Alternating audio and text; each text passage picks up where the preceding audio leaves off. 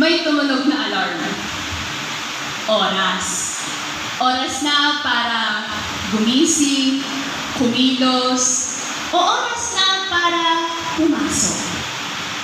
Pero may mga pagkakataon na pinagigil natin ang pagtunog ng oras kasi nga, di sapat, kulang, kapos, gahul ka sa oras. Shutting down the alarm clock seems as if we have the power to pause the flow of time. But no matter what we do, we cannot stop time. This reminds me of a quote from a book series I read recently entitled Shatter Me by Tahereh. Time goes on, even if we do not. Pinatahimik mo man ang alarm clock, gustuhin man natin o hindi, tuloy-tuloy pa rin ang oras. As we gather here today to celebrate the culmination of years of hard work and dedication, I can't help but reflect on the significance of time. Let me take you back to a moment, a snapshot in time when we first stepped foot into this institution. Naaalala niyo pa ba yung unang tapak natin sa Greenland Academy? Yung kaba, yung excitement, or yung feeling of anticipation for a new experience ahead. Parang kahapon lang yun. And now, paalis na pala tayo. Time is a curious thing, isn't it? It has a way of slipping through our fingers, leaving us wondering where it all went. Sa sobrang busy natin sa paggawa ng sandamakmak na assignments, pagkakabol ng mga deadlines, or yung pagod natin sa mga training para sa extracurricular activities, rushing from one task to the next, we don't notice that time is passing us by.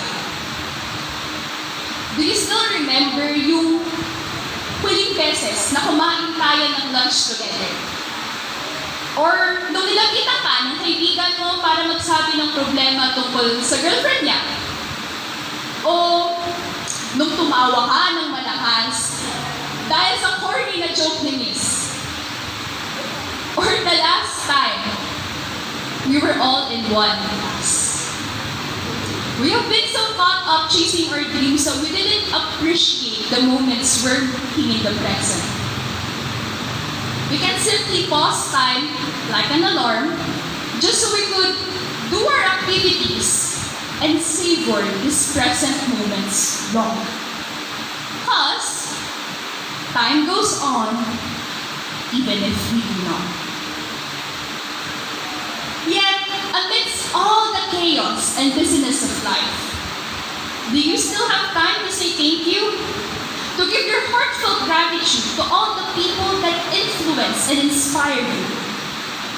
In our race against the clock, we sometimes forget to say the simple words, Salamat po. Therefore, on behalf of my fellow graduates, thank you. First and foremost, muchas gracias to this institution that served as our second home.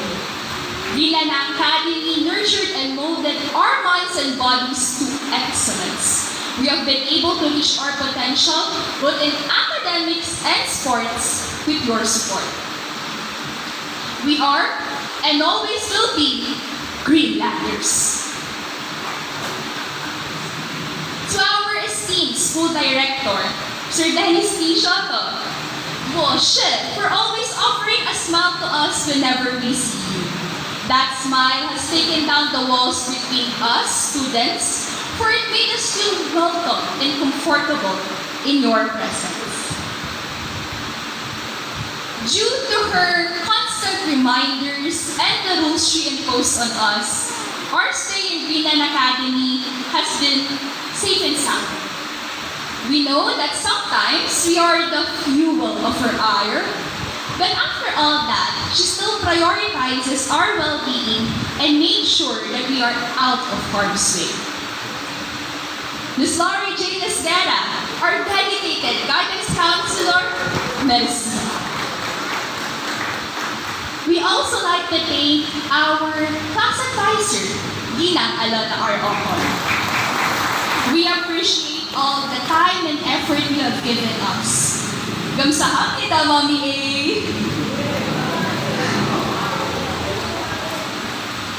Sa mga taong minsan nalilimutan na natin pasalamatan, agyaman kami, Ate Guard, Ate Nurse, Miss Tina, Miss Raquel, Miss Arlene, at ang mga ate at kuyang naglilinis at nangangalaga ng ating paaralan. Salamat po sa inyong lahat na pumotekta, nag-alaga at tumulong sa amin. You gave us a sense of security and comfort here at our second home. We owe our academic achievements to our beloved teachers, Sir Joel, Sir Ed, Sir Jordan, Sir John, Miss Erica, Miss May, Miss Ruth, Miss Pangilinan, at sa lahat-lahat ng mga gurong nakasama namin for our entire stay in Binan Academy. We will carry all the lessons you imparted with us to our next destinations in life. We know that it wasn't an easy task teaching us, as well as handling our antics. But still, thank you for your patience and perseverance every single day. We are grateful that you weren't just our teachers, but our guides, mentors, confidants, and even friends. Arigato.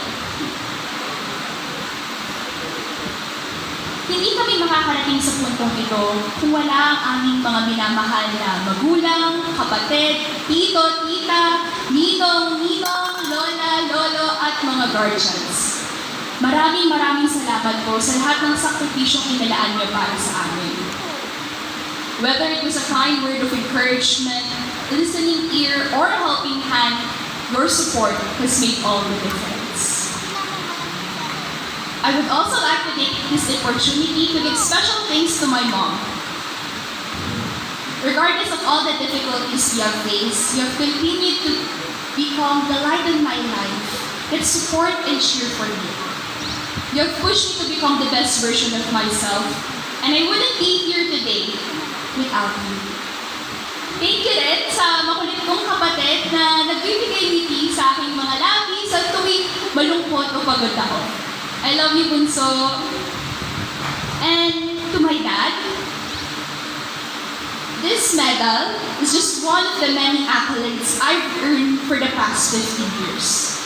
It represents my efforts and dedication on not merely studying but striving to become the best.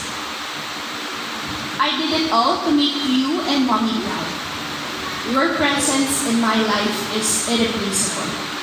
I will continue to do my utmost best every single day and against every hurdle as long as you keep on fighting by our side. I love you.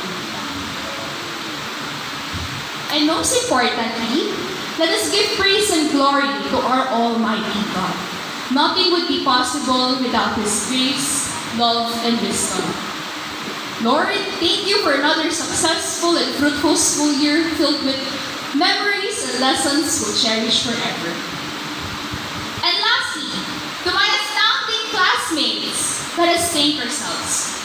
We've spent countless hours studying, researching, and preparing for exams. We've pulled all-nighters, juggling deadlines, always rushing against the clock. I know that it wasn't an easy journey, but it sure is worth it. So let us all give ourselves a pat at the back for a job well done. I am thankful for all the memories that we created mula sa mga chikahan, kulitan, asaran, pati na rin yung mga tampuhan at challenges na hinarap natin ng sama-sama. I value the camaraderie we developed through our ups and downs. And I am proud of each and every one of you. You have shown great compassion, dedication, bravery, and strength in facing all the challenges both inside and outside the classroom.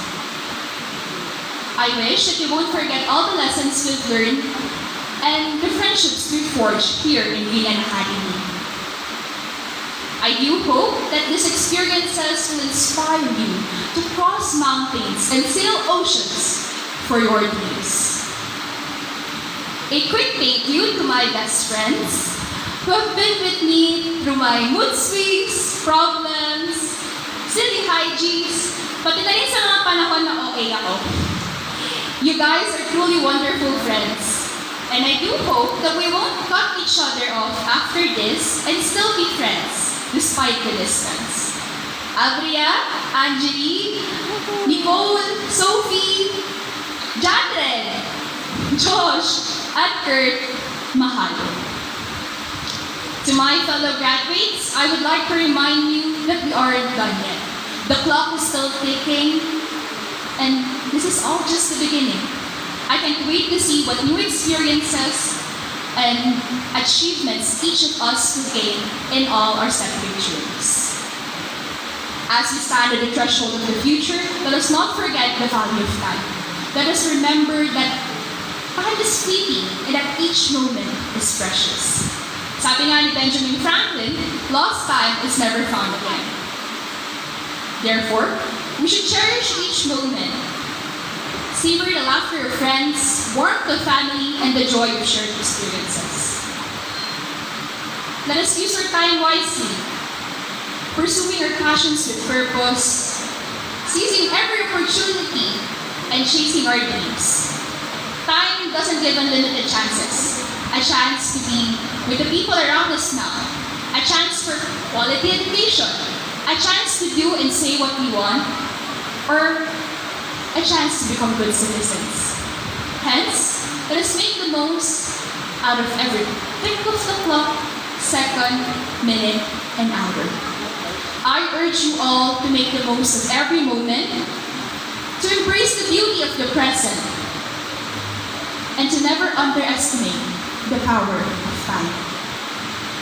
Grade 12 STEM class of 2024, congratulations. May our futures be bright, our hearts full, and our lives rich with the passage of time. Thank you.